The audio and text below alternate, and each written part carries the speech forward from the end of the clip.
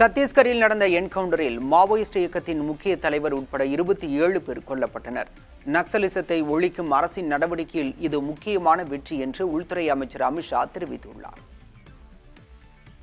சத்தீஸ்கரின் அபூஜ்மாட் மற்றும் இந்திராவதி காட்டுப்பகுதிகளில் நக்சலைட்டுகள் பதுங்கியுள்ளதாக தகவல் கிடைத்த நிலையில் காவல்துறை மற்றும் மத்திய பாதுகாப்பு படைகள் இணைந்து தேடுதல் வேட்டையில் ஈடுபட்டன. அப்போது மறைந்திருந்த நக்சலைட்டுகள் துப்பாக்கிச்சூடு நடத்தியுள்ளன.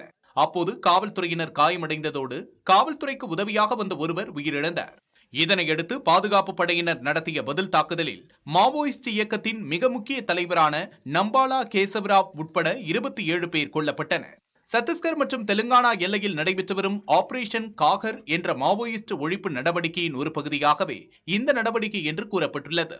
தேடுதல் வேட்டை தொடர்ந்து நடைபெற்று வருவதாக பாதுகாப்பு படையினர் தெரிவித்தனர். கொல்லப்பட்ட நம்பாலா கேசவராவ் மாவோயிஸ்ட் அமைப்பின் பொதுச் செயலாளர் ஆவார். இவரது தலைக்கு தேசிய புலனாய்வு முகமை 1 கோடி ரூபாய் சன்மானம் அறிவித்திருந்தது குறிப்பிடத்தக்கது.